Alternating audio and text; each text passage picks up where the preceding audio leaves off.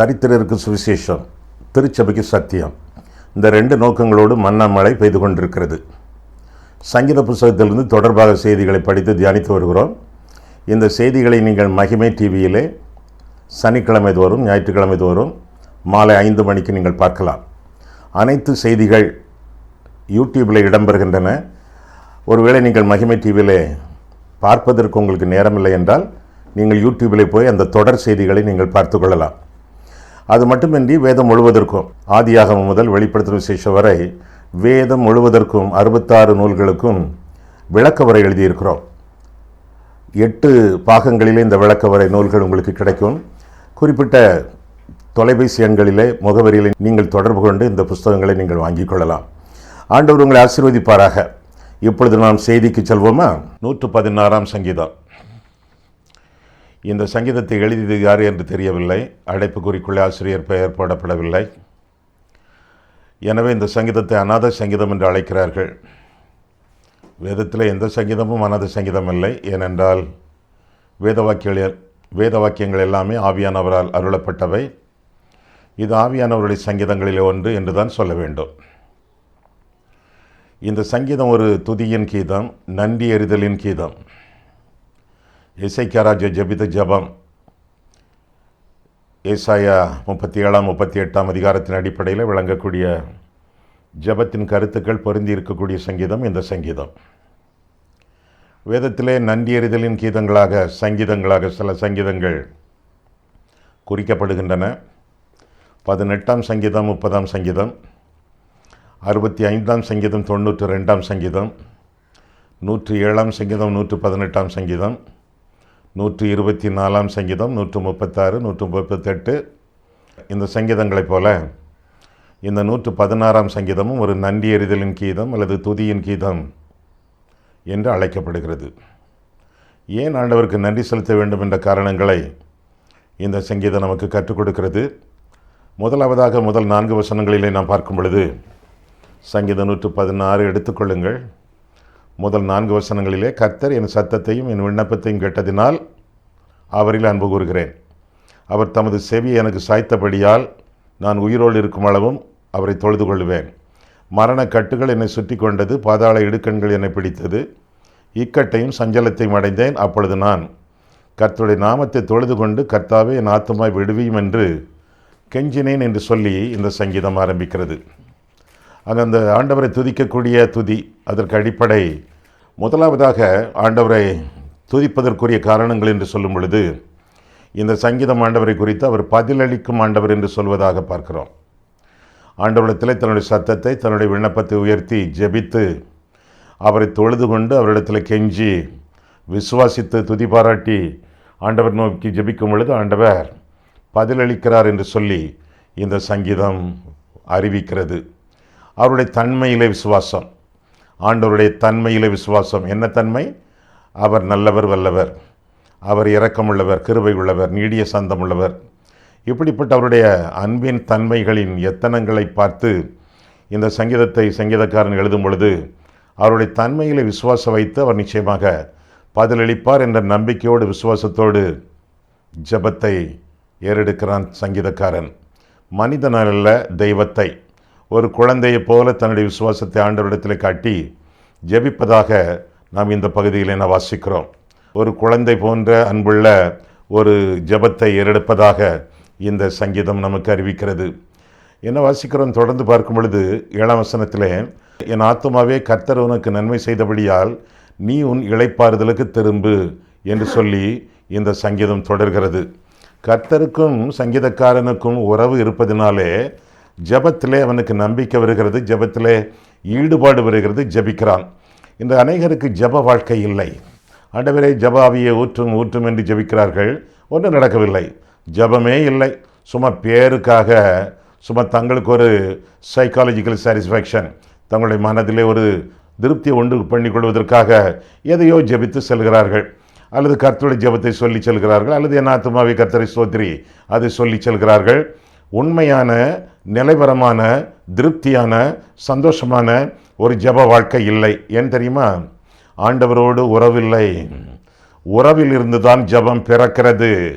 கர்த்தருக்கும் உங்களுக்கும் சரியான தொடர்பு உறவு இருந்தால் ஜெப வாழ்க்கை சரியாக இருக்கும். அந்த ஜெப உறவுக்கு காரணம் ஆண்டவரோடு உள்ள உறவு என்று சொல்லி இந்த சங்கீதத்தில் நான் பார்க்கிறோம். சங்கீதக்காரனுக்கும் தேவனுக்கும் உறவு இருந்ததினாலே, தொடர்பு இருந்ததினாலே ஜெப வாழ்க்கை அவனுடைய வாழ்க்கையின் அனுதின ஆசீர்வாதமான வாழ்க்கையாக விளங்குகிறது. ஆண்டவர் நம்முடைய பிதா, நாம் அவருடைய பிள்ளைகள். இந்த உறவு காணப்பட வேண்டும். இது எப்படி ஆரம்பிக்கிறது? யோவான் 1:12-13 வாசிக்கும் பொழுது, அவருடைய நாமத்தின் மேல் விசுவாசம் உள்ளவர்களாய் அவரை ஏற்றுக்கொண்டவர்கள் எத்தனை பேர்களோ அத்தனை பேர்களும் தேவனுடைய பிள்ளைகளாகும்படி அவர்களுக்கு அதிகாரம் கொடுத்தார். அவர்கள் இரத்தத்தினாலாவது மாம்ச சித்தத்தினாலாவது பிறவாமல் தேவனாலே பிறந்தவர்கள் என்று சொல்லி வாசிக்கிறோம். கர்த்தருக்கும் நமக்கும் தொடர்பு இருக்கும் பொழுது, நாம் அவருடைய பிள்ளைகளாக மாறும் பொழுது, அவருடைய நாமத்தை விசுவாசித்து அவரை ஏற்றுக்கொள்ளும் பொழுது அதிகாரம் கிடைக்கிறது. நாம் கர்த்தருடைய பிள்ளைகள் என்பதற்கு ஆதாரம், அதிகாரம், நற்சான்றிதழ், சர்டிஃபிகேட் கிடைக்கிறது. அந்த சர்டிஃபிகேட்டை கையில் வைத்துக்கொண்டு, அந்த அதிகாரத்தை கையில் வைத்துக்கொண்டு ஜெபிக்கும் பொழுது ஜெபத்தில் நமக்கு சந்தோஷம் இருக்கிறது, நம்பிக்கை இருக்கிறது. ஆண்டவர் நிச்சயமாக பதிலளிப்பார் என்ற நிச்சயமும் உருவாகிறது. ஆமாம், நீங்கள் வாழ்க்கையில் ஜெபம் எப்படி காணப்படுகிறது? உங்களுடைய ஜீவியத்தில் ஜெப வாழ்க்கை எப்படி இருக்கிறது? வேதத்தில் வாசிக்கிறோம், அந்தி சந்தி மத்தியான வேளைகளிலே நான் ஜெபிக்கிறேன் என்று சொல்லி சங்கீதக்காரன் சொல்வதாக, தானியேல் அதை கடைபிடித்ததாக இப்படியெல்லாம் பார்க்குறோமே. நம்முடைய ஜெப வாழ்க்கை எப்படி இருக்கிறது? சும்மா ஏதோ நாம் ஜெபம் பண்ண வேண்டுமே என்று சொல்லி ஜெபிக்கிறோமா? அல்லது ஆண்டவரோடு உள்ள உறவிலே அந்த ஜெபம் தன்னிச்சையாக இயல்பாக வந்து கொண்டிருக்கிறதா? ஆண்டவருக்கு நமக்கு உறவு இல்லை என்றால் ஜெபம் இராது. உறவு இருந்தால் ஜெபிக்க வேண்டும் என்ற யாரும் சொல்லித்தர வேண்டிய அவசியம் இல்லை. இயல்பாக தானாக வலிய அந்த ஜெபம் வந்து கொண்டே இருக்கும். படுக்க போகும்போது ஜெபம், எழும்பும்போது ஜெபம், பாத்ரூமுக்கு போகும்போது ஜெபம், கிச்சனில் இருக்கும்போது ஜெபம், சாப்பிடும்போது ஜெபம், ஜெப வாழ்க்கையாகவே மாறிவிடும். அதைத்தான் அப்போஸ்தலனாகிய பவுல் சொல்லும் பொழுது 1 கொரிந்தியர் 5:17 இடைவிடாமல் ஜெபம் பண்ணுங்கள் என்று சொல்கிறான். அப்படின்னா என்ன அர்த்தம்? உங்களுடைய வாழ்க்கையே ஒரு ஜெப வாழ்க்கையாக விளங்க வேண்டும் என்பது பொருளாகும். ஆக ஜெபத்திலே சிறந்த வீரர்களாக நாம் விளங்க வேண்டும். செயல் வீரர்கள் இருக்கிறார்கள், ஜெப வீரர்கள் ரொம்ப குறைவாகவே இருக்கிறது. சிலருக்கு ஜெபம் ஒரு கட்டாய கடமையாக இருக்கிறது. அப்படி அல்ல, அது கட்டாய கடமையாக இல்லாமல் ஜெபம் என்பது வாழ்க்கையாக, தேவனோடு உள்ள உறவாக காணப்பட வேண்டும் என்று சொல்லி வேதம் நமக்கு கற்றுக் கொடுக்கிறது. ஏனென்றால் கர்த்தர் பதிலளிக்கும் ஆண்டவர். எந்த ஜெபத்திற்கும் பதில் உண்டு. ஆண்டவருடைய சமூகத்திலே ஒன்று ஆண்டவர் உடனடியாக பதிலளிக்கிறார், அல்லது படிப்படியாக பதிலளிக்கிறார், அல்லது கொஞ்ச நாள் பொறு என்று சொல்லி காத்திருக்க வைத்து பதிலளிக்கிறார். நிச்சயமாக பதில் அளிப்பார் என்று நம்ப வேண்டும். சில சமயங்களிலே அந்த பதில்கள் கொஞ்சம் காலதாமதமாகும். அந்த ஜெபத்திற்கு ஆண்டவர் காலதாமதம் செய்யும் பொழுது நாம் அதை பொறுத்து கொள்ள வேண்டும், சகித்து கொள்ள வேண்டும். ஆண்டவர் அவசரப்படவில்லை என்றால் நாமும் அவசரப்படக்கூடாது. விசுவாசிக்கிறவன் பதறான் என்று சொல்லி வேதத்தில் வாசிக்கிறோம். பதற்றமடையாமல், ஆண்டவரே உம்முடைய நேரத்துக்கு காத்திருக்கிறேன், உம்முடைய நேரம் முக்கியம். சில வேளைகளிலே என் வேலை வரவில்லை என்று சொன்னீர், சில வேளைகளிலே என் வேலை வந்தது என்று சொன்னீர். அதுபோல் ஆண்டவரே உம்முடைய வேலைக்காக காத்திருக்கிறேன். ஏனென்றால் ஏற்கனவே ஏராளமான வேளைகளிலே என்னுடைய ஜெபங்களுக்கு பதில் கொடுத்திருக்கிறேன், அற்புதங்களை செய்திருக்கிறேன், விடையை நான் கண்டிருக்கிறேன், உம்மை மகிமைப்படுத்தியிருக்கிறேன், போற்றியிருக்கிறேன், துதித்திருக்கிறேன். ஏராளமான ஜெபங்களுக்கு நீர் பதில் கொடுத்திருக்கிறீரே. எனவே இந்த குறிப்பிட்ட ஜெபத்திற்குள்ள விடை அல்லது விமோசனம் அல்லது விடுதலை கால தாமதமாகிறது என்றால் காத்திருப்பேன் கர்த்தாவே. உம்முடைய வேலைக்கு நான் முந்தி ஓட மாட்டேன், உம்முடைய வேலைக்காக தரித்திருப்பேன் என்று சொல்லி கர்த்தருடைய சமூகத்திலே காத்திருக்க வேண்டியது நம்முடைய கடமையாகும். ஆக முதலாவதாக பதிலளிக்கும் ஆண்டவர், இரண்டாவதாக பாதுகாக்கும் ஆண்டவர் என்று சொல்லி பார்க்கிறோம். ஆண்டவர் நம்மை பாதுகாக்கக்கூடிய தெய்வம், பதிலளிக்கிறவர் மட்டுமல்ல, பாதுகாக்கிறார். 5ஆம் வசனம் முதலாக நாம் பார்க்கும் பொழுது, கர்த்தர் கிருபையும் நீதியும் உள்ளவர், நம்முடைய தேவன் மன உருக்கமானவர். கர்த்தர் கபடற்றவர்களை காக்கிறார். நான் மெலிந்து போனேன், அவர் என்னை ரட்சித்தார். என் ஆத்துமாவே, கர்த்தர் உனக்கு நன்மை செய்தபடியால் நீ உன் இளைப்பாறுதலுக்கு திரும்பு. என் ஆத்துமாவை மரணத்துக்கும் என் கண்ணை கண்ணீருக்கும் என் காலை இடறுதலுக்கும் தப்புவித்தீர். நான் கர்த்தருக்கு முன்பாக ஜீவனுள்ள தேசத்திலே நடப்பேன். விசுவாசித்தேன், ஆகையால் பேசுகிறேன். நான் மிகுதியும் வருத்தப்பட்டேன் என்று தொடர்ந்து சொல்வதாக இந்த சங்கீதத்திலே நாம் பார்க்கிறோம். ஆண்டவர் பாதுகாக்கிறார், தம்முடைய கிருபையின் மூலமாக பாதுகாக்கிறார் என்று சொல்லி 5ஆம் வசனம் அறிவிக்கிறது. தம்முடைய நீதியின் மூலமாக நம்மை பாதுகாக்கிறார் என்றும் சொல்லுகிறது. தம்முடைய மனதுருக்கத்தின்படியும் ஆண்டவர் நம்மை பாதுகாக்கிறார் என்று சொல்லி அந்த வசனம் அறிவிக்கிறது. ஆண்டவர் பாதுகாக்கக்கூடிய தெய்வம். நாம் உறங்கினாலும் கூட அவர் உறங்காலும் தூங்காமலும் நமக்காக 24 மணி நேரமும் கண் விழித்து கரிசனையோடு காப்பாற்றக்கூடிய தெய்வம், பாதுகாக்கக்கூடியவர். 1ஆம் வசனத்திலே, 8ஆம் வசனத்திலே, 15ஆம் வசனத்திலே பார்க்கிறோம். மரண கட்டுகள், பாதாளத்தின் கண்ணிகள், இவற்றினின்றெல்லாம் ஆண்டவர் நம்மை பாதுகாக்கிறார் என்று சொல்லி வேதம் நமக்கு கற்றுக் கொடுக்கிறது. இன்னும் வாசிக்கிறோம் தொடர்ந்து 8ஆம் 15ஆம் வசனங்களிலே நாம் பார்க்கும் பொழுது 116ஆம் சங்கீதம் 8ஆம் வசனம், என் ஆத்துமாவை மரணத்துக்கும் என் கண்ணை கண்ணீருக்கும் என் காலை இடறுதலுக்கும் தப்புவித்தீர். 15, கர்த்தருடைய பரிசுத்தவான்களின் மரணம் அவர் பார்வைக்கு அருமையானது என்று சொல்லி பார்க்கிறோம். மரணமே வந்தாலும் அது இனிமையாக மாறும். மரணம் என்பது பாவிக்குரிய அனுபவம் அல்ல, அது ஆவிக்குரிய அனுபவம் என்று சொல்லக்கூடிய அளவிலே மரணம் கூட இனிமையாக மாறும் என்று சொல்லி இந்த சங்கீதம் சொல்லுகிறது.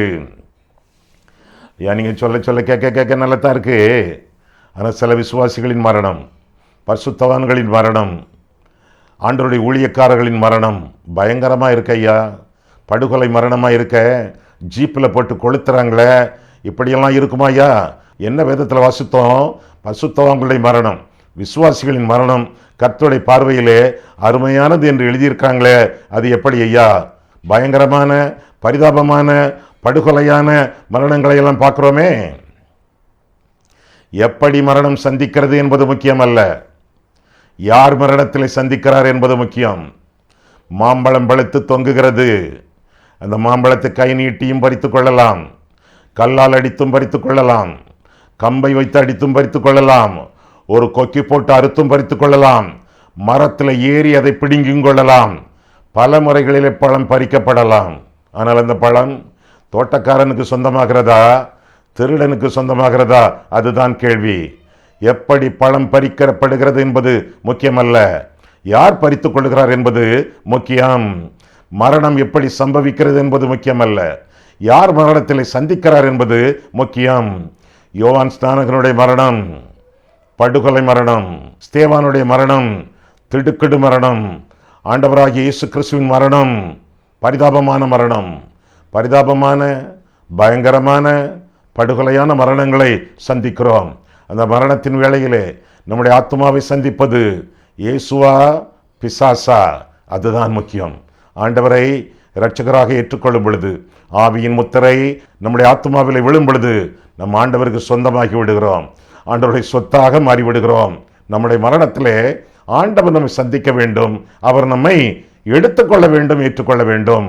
அதுதான் முக்கியமானது. அப்பேற்பட்ட மரணங்கள் எப்பேற்பட்ட மரணங்களாயினும் அருமையானது என்று சொல்லி வேதம் நமக்கு கற்றுக் கொடுக்கிறது. பாதாள இடுக்கண்கள் என்னை பிடித்தது என்று சொல்லியும் சங்கீதக்காரன் புலம்புவதாக இந்த சங்கீதத்தில் வாசிக்கிறோம். ஒரு நன்றியறிதலின் கீதம். பொதுவாக பிரசவித்த ஸ்திரீகள் தங்களுடைய பிள்ளையை ஆண்டவருக்கு ஆலயத்தில் வந்து பிரதிஷ்டை பண்ணும் பொழுது ஏறெடுக்கக்கூடிய இந்த ஜபம், மரண கட்டுகள், பாதாளத்தின் கண்ணுகள், பயங்கரமான வேலை, பிரசவ வேலை, அகோர வேதனை. சில சமயங்களிலே பிரசவ வேதனையோடு செத்திருக்கிறார்கள். அப்படிப்பட்ட பயங்கரமான வேலைகளிலும் ஆண்டவர் என்னை காப்பாற்றுகிறார் என்று சொல்லி பெண்கள், தாய்மார் தங்களுடைய பிள்ளைகள் ஆலயத்தில் போய் பிரதிஷ்டை பண்ணும் பொழுது குறிப்பாக இந்த சங்கீதத்தை வாசிக்கிறார்கள்.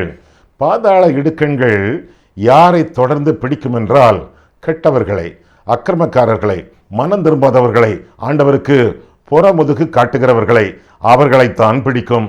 ஆக இந்த பாதாள கட்டுகளும் மரண கண்ணிகளும் நம்முடைய வாழ்க்கையிலிருந்து தெரிக்க வேண்டும் என்றால் ஒரு காரியம் செய்ய வேண்டும். ஒரே காரியம்தான், இயேசு. அவரை அண்டிக் கொள்ளுகிறவர்கள் பாக்கியவான்கள். அவரை நம்புகிறவர்கள் வெட்கப்படுவதில்லை. கர்த்தரை நம்புகிறவர்கள் செழிப்பார்கள். இந்த மாதிரிப்பட்ட வசனங்கள் உங்களுக்கு எனக்கு சொந்தமாக இருப்பதினாலே கர்த்தரை தெய்வமாக ஏற்றுக்கொள்ளும் பொழுது ஆண்டவர் நம்மை ஆசீர்வதிக்கிறார். கட்டுகளுக்கெல்லாம் விலக்கி காத்து, கண்ணிகளை எல்லாம் தெரிக்க வைத்து, கர்த்தர் தம்முடைய நன்மைகளினாலே நம்மை முடிசூட்டுகிறார். என்னென்ன நன்மைகள்?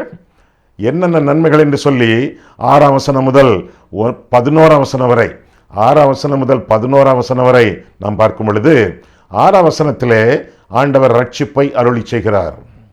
7ஆம் வசனத்திலே இளைப்பாறுதலை தருகிறார். ரட்சிப்பை இளைப்பாறுதலாக, இளைப்பாறுதலே ரட்சிப்பாக வேதத்திலே வர்ணிக்கப்படுகிறது. மத்தேயு 11:28, வருத்தப்பட்டு பாரம் சுமக்கிறவர்களே, நீங்கள் எல்லோரும் என்னிடத்தில் வாருங்கள், நான் உங்களுக்கு இளைப்பாறுதல் தருவேன் என்று ஆண்டவர் சொல்கிறார். பாரம் சுமக்கிறவர்களே வாருங்கள், இளைப்பாறுதல் தருவேன். பாவ பாரத்தை சுமக்கிறவர்கள் ஆண்டவருடைய சமூகத்தில் வந்து தங்களுடைய பாவங்களை, பாரங்களை அறிக்கையிட்டு அவருடைய சமூகத்தில் வந்து நிற்கும் பொழுது நிச்சயமாக கர்த்தர் நமக்கு இளைப்பாறுதலை தருகிறார், ரட்சிப்பை தருகிறார் என்று சொல்லி வேதம் அறிவிக்கிறது. ஆண்டவர் திருவுளம் பற்றுகிறார். இன்னும் 8ஆம் வசனத்திலே இடறுதலுக்கு ஆண்டவர் நம்மை காக்கிறார், தப்புவிக்கிறார் என்று சொல்லியும் 8ஆம் வசனத்திலே பார்க்கிறோம். சில சமயங்களிலே இந்த கால் தடுக்கி அல்லது செங்கல் தடுக்கி முகங்குப்புற விழுகிறோமே, அது போன்ற சில தடுக்கல்கள், இடறல்கள் யாராவது நமக்கு முன்பாக வைத்திருந்தால், பிசாசு நமக்கு முன்பாக வைத்திருந்தால், அவற்றிற்கெல்லாம் ஆண்டவர் நீங்களாக்கி நம்மை ரட்சிக்கிறார். நம்முடைய பாதம் கல்லில் இடராதபடிக்கு ஆண்டவர் நம்மை பாதுகாக்கிறார். எந்த இடறல்கள் நமக்கு முன்பாக இருந்தாலும் கர்த்தருடைய டார்ச் லைட், கர்த்தருடைய வேத புத்தகம் தீபமாக வெளிச்சமாக இருப்பதினாலே இடறல்கள் எல்லாவற்றையும் அது காட்டி கொடுத்து விடுகிறது. ஆண்டவருடைய வசனத்தை வாசிக்க வாசிக்க நமக்கு முன்பாக வைக்கப்பட்டிருக்கக்கூடிய எல்லா இடறல்களையும் தடைகளையும் ஆண்டவர் தகர்த்தெறிந்து நல்ல முறையில் நாம் நடந்து செல்ல ஆண்டவர் ஆவன செய்கிறார். ஆக கர்த்தர் செய்யக்கூடிய என்னென்ன நன்மைகள்? ரட்சிப்பு, இளைப்பாறுதல்கள், இன்னும் இடறல்களில் நின்று ஆண்டவர் நம்மை நீங்களாக்கி விடுவிப்பது, கட்டுகள். 16ஆம் வசனத்திலே பார்க்கிறோம், 3ஆம் வசனத்திலே அதை காண்கிறோம். கட்டுகள் எல்லாம் அறுபடத்தக்கதாக, தெரிக்கப்படத்தக்கதாக ஆண்டவர் உதவி செய்கிறார். சிம்சோனை கட்டினார்கள், அதையெல்லாம் பட் பட் என்று அற்று போட்டானே, அதே போல கட்டுகள் எல்லாம், பாவத்தின் கட்டுகள், மரணத்தின் கட்டுகள், பிசாசின் கட்டுகள் எல்லாவற்றையும் அறுத்து போடத்தக்கதாக, உடைத்து போடத்தக்கதாக ஆண்டவர் ஆவன செய்கிறார். யாருக்கு? கர்த்தரை தெய்வமாக கொள்ளுகிறவர்களுக்கு, ஆண்டவரிடத்திலே உறவு வைத்திருக்கிறவர்களுக்கு, கர்த்தருடைய பிள்ளைகளாக வாழ்கிறவர்களுக்கு. இன்னும் 11ஆம் வசனத்திலே மனக்கலக்கங்களை நீக்குகிறார். மனக்கலக்கங்கள், பயங்கள், டென்ஷன், மன போராட்டங்கள், மன நெருக்கங்கள், இவற்றினின்றெல்லாம் ஆண்டவர் நம்மை பாதுகாக்கிறார் என்று சொல்லி வேதத்திலே வாசிக்கிறோம். ஆக ஆண்டவரிடத்தில் நம்முடைய வாழ்க்கையை ஒப்புக் கொடுக்கும் பொழுது நம்முடைய ஆத்துமாவை மட்டுமல்ல, நம்முடைய சரீரத்தை மட்டுமல்ல, நம்முடைய மனதை கூட ஆண்டவர் பாதுகாக்கிறார். மன நெருக்கங்களுக்கும் மன கலக்கங்களுக்கும் ஆண்டவர் விடுதலை கொடுத்து நம்மை பாதுகாத்து கொள்கிறார். நம்முடைய மனம் ஆண்டவருடைய மனதோடு ஒன்றி இருக்கக்கூடிய அளவிலே ஆண்டவர் நம்மை பரிசுத்த பாதையிலே, அன்பின் பாதையிலே, அமைதியான பாதையிலே, இனிமையான பாதையிலே கர்த்தர் நம்மை வழி நடத்துகிறார். இன்னும் 9வது வசனத்திலே நாம் பார்க்கும் பொழுது 116ஆம் சங்கீதம் 9வது வசனத்திலே, நான் கர்த்தருக்கு முன்பாக ஜீவனுள்ளோர் தேசத்திலே நடப்பேன். மறுமை, பரலோகத்தின் நிச்சயத்தை கூட ஆண்டவர் தருவதாக இந்த பகுதியிலே நாம் வாசிக்கிறோம். நாம் பாவத்திலே நாம் மரித்தால் நமக்கு நரகம், நாம் பாவத்திற்கு மரித்து நீதிக்கு பிழைத்தால் நமக்கு மோட்சம். மறுமையை ஆண்டவர் நமக்கு தருகிறார். ஏனென்றால் அவர்தான் வழி, அவர்தான் ஜீவன். நானே வழியும் சத்தியமும் ஜீவனுமாய் இருக்கிறேன் என்று ஆண்டவர் சொல்லி இருக்கிறார். யோவான் 14ஆம் அதிகாரம் 6ஆம் வசனத்திலே, அவரே வழி, அவரே சத்தியம், அவரே ஜீவன், நானே உயிர்த்தெழுதலும் ஜீவனுமாய் இருக்கிறேன் என்று சொல்லி ஆண்டவர் விளம்பி இருக்கிறார். யோவான் 11ஆம் அதிகாரம் 25ஆம் வசனத்திலே ஆண்டவரை இரட்சகராக ஏற்றுக்கொள்ளும் பொழுது ஜீவன் நமக்குள்ளே, நித்திய ஜீவன் நமக்குள்ளே, பரிபூரண ஜீவன் நமக்குள்ளே, அது மட்டுமல்ல உயிர்த்தெழுதலின் வல்லமை நமக்குள்ளே. அப்பேற்பட்ட ஆசீர்வாதங்கள், ஆவிக்குரிய ஆசீர்வாதங்கள் ஆண்டவர் தரக்கூடிய நன்மைகளாக இருக்கின்றன என்று சொல்லி வேதம் நமக்கு கற்றுக் கொடுக்கிறது. ஆக முதலாவதாக பதிலளிக்கும் ஆண்டவர், இரண்டாவதாக பாதுகாக்கும் ஆண்டவர், மூன்றாவதாக போற்றுதற்குரிய ஆண்டவர், போற்றப்படும் ஆண்டவர். ஆண்டவரை பாராட்டுகிறோம், ஆண்டவருக்கு நன்றி பலி ஏறெடுக்கிறோம், ஸ்தோத்திர பலி ஏறெடுக்கிறோம். அவர் போற்றுதற்கு உரியவர் என்று சொல்லி 12ஆம் வசனம் முதலாக நாம் பார்க்கிறோம். 12ஆம் வசனம் முதலாக நாம் பார்க்கும் பொழுது, கர்த்தர் எனக்கு செய்த எல்லா உபகாரங்களுக்காகவும் அவருக்கு எண்ணத்தை செலுத்துவேன். ரட்சிப்பின் பாத்திரத்தை எடுத்துக்கொண்டு கர்த்தருடைய நாமத்தை தொழுது கொள்ளுவேன். நான் கர்த்தருக்கு செய்த பொருத்தனைகளை அவருடைய ஜனங்கள் எல்லாருக்கும் முன்பாகவும் செலுத்துவேன் என்று சொல்லி அந்த சங்கீதம் தொடர்கிறது. மறுமைக்குரிய இளைப்பாறுதலையும் ஆண்டவர் நிச்சயமாக நமக்கு தருகிறார். என்ன செய்ய வேண்டும்? நான் 13ஆம் வசனத்திலே ரட்சிப்பின் பாத்திரத்தை எடுத்து கர்த்தருடைய நாமத்தை தொழுது கொள்ள வேண்டும், ரட்சிக்கப்பட வேண்டும், ஆண்டவரை இருதயத்திலே இரட்சகராக ஏற்றுக்கொள்ள வேண்டும். அது மட்டுமல்ல, பொருத்தனைகளை நிறைவேற்ற வேண்டும்.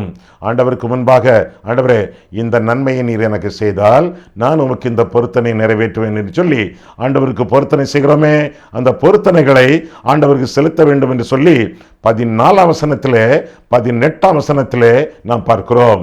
பொருத்தனை அவருக்கு செலுத்தப்பட வேண்டும். பொருத்தனை செய்யாதிருப்பது நல்லது, கட்டாயம் அல்ல. ஆனால் பொருத்தனை செய்தால் அதை நிறைவேற்றி ஆக வேண்டும் என்று சொல்லி வேதம் நமக்கு கற்றுக் கொடுக்கிறது. செய்த பொருத்தனையை நிறைவேற்றாமற் போனால் அது பாவமாகும், அது தண்டனைக்கு உரியதாகும். வேதத்தில் வாசிக்கிறோம், பிரசங்கி 5ஆம் அதிகாரம் 4ஆம் வசனம் முதலாக வாசிக்கும் பொழுது 4ஆம் வசனத்திலிருந்து 6ஆம் வசனம் வரை நாம் பார்க்கும் பொழுது, நீ தேவனுக்கு ஒரு பொருத்தனை பண்ணினால் அதை செலுத்த தாமதியாதே. சீக்கிரம் பண்ணிருங்க, அடுத்த மாதம் சம்பளம் வரட்டும், அடுத்த வருஷம் செய்வோம், போனஸ் கிடைக்கட்டும். ஆஹா, தாமதியாதே. நீ தேவனுக்கு ஒரு பொருத்தனை பண்ணி கொண்டால் அதை செலுத்த தாமதியாதே. அவர் மூடரில் பிரியப்படுகிறதில்லை. மூடர்னா யாரு? பொருத்தனை பண்ணிவிட்டு அதை செலுத்தாம டிலே பண்ணி கொண்டிருக்கிறவங்க மூடர்கள், முட்டாள்கள் என்று ஆண்டவர் சொல்கிறார். அவர் மூடரில் பிரியப்படுகிறதில்லை. நீ நேர்ந்து கொண்டதை செய். அடுத்த வசனம் 5, நீ நேர்ந்து கொண்டதை செய்யாமற் போவதை பார்க்கலும் நேர்ந்து கொள்ளாதிருப்பதே நலம். 6, உன் மாம்சத்தை பாவத்திற்குள்ளாக்க உன் வாய்க்கு இடம் கொடாதே. பொருத்தனை பண்ணி நிறைவேற்றலன்னா பாவம் செய்கிறோன்னு அர்த்தம். இடங்கொடாதே, அது புத்தி பிசகினால் செய்தது என்று தூதனுக்கு முன் சொல்லாதே. நீ சொல்றதெல்லாம் கடவுள் மட்டுமல்ல, தூதர்கள்லாம் கேட்டுக்கிட்டு இருக்காங்க. ஒவ்வொரு பொருத்தனையையும் தூதர்களும் அறிவார்கள். தூதனுக்கு முன் சொல்லாதே. தேவன் உன் வார்த்தைகளினாலே கோபம் கொண்டு பொருத்தனையை நிறைவேற்றாட்டா கோபம், தேவ கோபம். உன் வார்த்தைகளினாலே கோபம் கொண்டு உன் கைகளின் கிரியையை அழிப்பானேன். அப்போ பொருத்தனை பண்ணி அது நிறைவேற்றாம போனா நாம் செய்யக்கூடிய காரியங்கள் உருப்படாது. கைகளின் கிரியைகளை ஆண்டவர் அழிப்பார். உன் கையின் பிரயாசம், அதை நீ சாப்பிட மாட்டாய். புறத்தியான், டாக்டர், லாயர், ராபர் இவங்க தான் சாப்பிடுவாங்க. உன் கைகளின் கிரியைகளை ஆண்டவர் அழித்து போடுவார். பொருத்தனைகள் பண்ணி ஜபிக்கணும்னு அவசியம் இல்லை.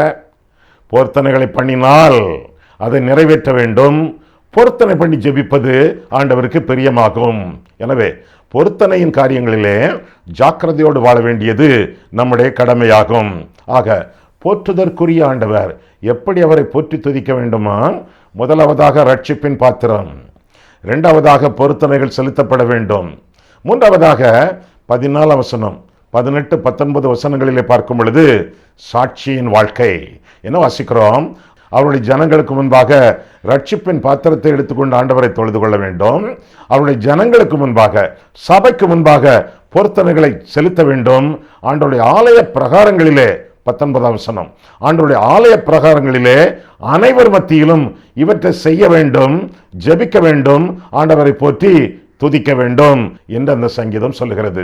17ஆம் வசனத்திலே சோத்திர பலியிடும் பொழுது கர்த்தரை நாம் மகிமைப்படுத்துகிறோம்.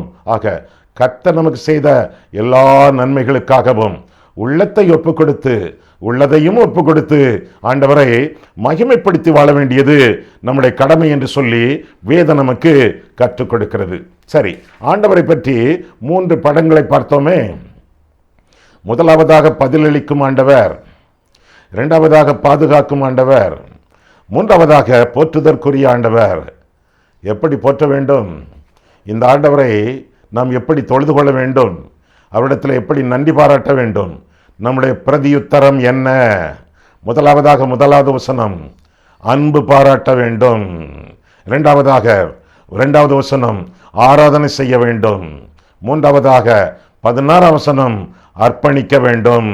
ஆண்டவரிடத்தில் அன்பு பாராட்டி அவருக்கு ஆராதனை செய்து அவருக்கு நம்முடைய வாழ்க்கையை அர்ப்பணித்து வாழ வேண்டியது நம்முடைய கடமை என்று சொல்லி வேதம் நமக்கு கற்றுக் கொடுக்கிறது. ஆண்டவரை ஆவியோடு உண்மையோடும் தொழுது கொள்ள அழைக்கப்பட்ட நம் ஒவ்வொருவரும் ஆண்டவரிடத்தில் அன்பு கூற வேண்டும். ஆண்டவரை நேசிக்கிறோமா? தேவன் அன்பாகவே இருக்கிறார். நாம் அன்பாகவே இருக்கிறோமா? தேவன் அன்பாகவே இருக்கிறது போல தேவனுடைய பிள்ளைகளும் தேவனிடத்திலும் தேவனுடைய ஜனங்களிடத்திலும் அன்பாக இருக்க வேண்டியது கடமை. அது நம்முடைய கரிசனையிலே, நாம் கற்பனைக்கு கீழ்ப்படிவதிலே, நாம் காணிக்கை செலுத்துவதிலே, அவர்களை கருணையோடு ஆதரிப்பதிலே இந்த அன்பெல்லாம் விளங்கும். அது மட்டுமல்ல, ஆண்டவரை துதிக்கக்கூடிய துதி நம்முடைய வாயிலே எப்பொழுதும் காணப்பட வேண்டும். ஆண்டவருக்கு ஆராதனை செய்ய வேண்டும். மேலாக ஆண்டவருக்கு அர்ப்பணித்து அவருடைய சித்தத்தின் நடுவிலே ஜீவிக்க வேண்டும். கண்களை மூடுவோம், கர்த்தரை பார்ப்போம். அன்புள்ள ஆண்டவரே, உம்முடைய வசனங்களை ஆராயவும் எங்கள் வாழ்க்கையை ஆராயவும் எங்களுக்கு கிருபை கொடுத்திருப்பதற்காக நன்றி செலுத்துகிறோம்.